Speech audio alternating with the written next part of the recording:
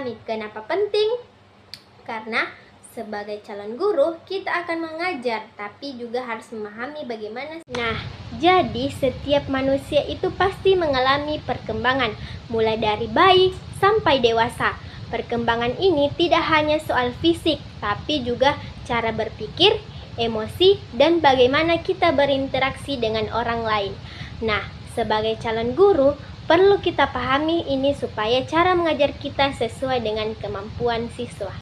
Nah, menurut Jean Piaget, perkembangan kognitif itu dibagi menjadi 4 tahap. Yang pertama, tahap sensomonitor, yaitu pada usia 0 sampai 2 tahun, di mana anak belajar melalui panca indera dan gerakan. Dan tahap kedua adalah praoperasional. Usia 2 sampai 7 tahun anak mulai menggunakan bahasa dan simbol tetapi belum berpikir secara logis. Dan tahap ketiga adalah operasional konkret. Usia 7 sampai 11 tahun, anak sudah mulai berpikir logis tetapi masih pada hal yang nyata. Dan tahap terakhir adalah operasional formal, yaitu 11 tahun ke atas, di mana individu sudah mampu berpikir abstrak dan logis. Ini saya akan menjelaskan tahap perkembangan psikososial menurut Erikson. Nah, teori ini menjelaskan bahwa perkembangan seseorang itu tidak hanya dari segi fisik atau berpikir saja, tetapi juga dari hubungan sosial dan emosinya. Dan pada tahap pertama adalah percaya versus tidak percaya. Nah, tahap ini terjadi pada masa bayi. Di sini anak belajar apakah lingkungan di sekitar aman atau tidak. Jika anak sering mendapatkan perhatian, kasih sayang, dan kebutuhan dasarnya terpenuhi, maka akan tumbuh rasa percaya diri. Namun jika anak sering diabaikan, maka bisa muncul rasa tidak percaya. Contohnya, bayi yang sering dipeluk, diberikan kasih sayang akan merasa aman, sedangkan yang jarang diperhatikan bisa menjadi mudah takut. Dan pada tahap kedua adalah mandiri versus ragu. Pada tahap ini, anak mulai belajar melakukan sesuatu sendiri, seperti makan atau berjalan. Jika anak diberi kesempatan untuk mencoba, maka ia akan menjadi mandiri dan percaya diri. Namun jika sering dilarang atau dimarahi, anak bisa menjadi ragu dan tidak percaya diri. Contohnya, anak yang dibiarkan mencoba memakai baju sendiri akan lebih percaya diri. Dan pada tahap ketiga adalah inisiatif versus rasa bersalah.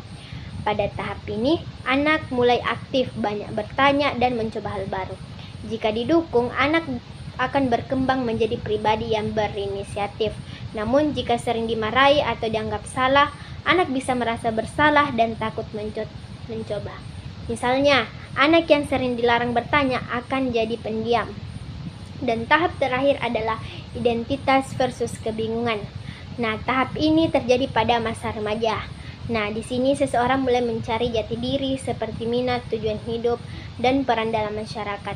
Jika berhasil, mereka akan memiliki identitas yang jelas. Namun jika tidak, mereka bisa merasa bingung dan tidak yakin dengan dirinya sendiri. Contohnya itu, remaja yang belum tahu ingin jadi apa di masa depan. Nah, dari tahap-tahap ini kita bisa melihat bahwa peran lingkungan, terutama orang tua dan guru, sangat penting dalam membentuk perkembangan kepribadian anak. Selanjutnya, Lawrence Kohlberg membagi perkembangan moral menjadi 3 tingkat. Yang pertama, prakonvensional, di mana perilaku didasarkan pada hukuman dan imbalan. Dan tingkat kedua adalah konvensional, yaitu individu mulai mengikuti norma dan aturan sosial.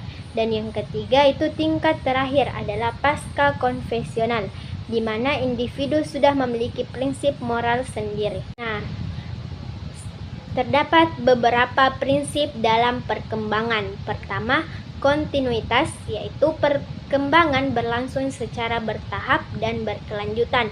Dan yang kedua, diferensiasi, yaitu perkembangan menuju kemampuan yang lebih kompleks. Dan yang ketiga yaitu kesiapan, yaitu setiap individu memiliki waktu kesiapan yang berbeda. Dan yang terakhir, yang keempat, interaksi faktor, yaitu perkembangan dipengaruhi oleh faktor internal dan eksternal. Nah, selanjutnya karakteristik peserta didik. Yang pertama itu AUD, anak usia dini itu dunia mereka adalah bermain. Mereka suka mencoba hal baru, aktif dan penuh rasa ingin tahu. Makanya kalau mengajar anak kecil tidak bisa hanya ceramah, harus dibuat menyenangkan seperti bermain sambil belajar. Dan yang kedua, karakteristik anak SD lebih mudah memahami hal yang nyata. Misalnya, mereka lebih paham kalau melihat langsung dibanding hanya mendengar penjelasan. Mereka juga aktif dan suka bertanya.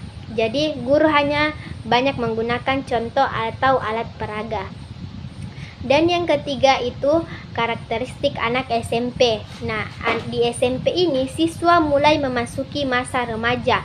Mereka mulai berpikir lebih luas tapi emosinya masih naik turun. Nah, karena mereka juga mulai mencari jati diri dan sangat dipengaruhi oleh temannya. Karena itu, guru lebih sabar dan membimbing mereka dengan baik. Dan yang terakhir ini karakteristik anak SMA. Nah, siswa SMA ini sudah lebih dewasa dalam berpikir. Mereka bisa berpikir logis, kritis, dan mulai memikirkan masa depan. Misalnya, mau kuliah di mana atau ingin jadi apa. Nah, di tahap ini pembelajaran bisa dibuat lebih menantang seperti diskusi atau analisis. Jadi, dari pembahasan ini kita bisa melihat bahwa setiap tahap perkembangan itu berbeda-beda. Sebagai calon guru, kita harus memahami hal ini supaya bisa mengajar dengan cara yang tepat. Menurut saya, materi ini sangat penting karena membantu kita memahami siswa, sehingga pembelajaran bisa lebih efektif dan bermakna.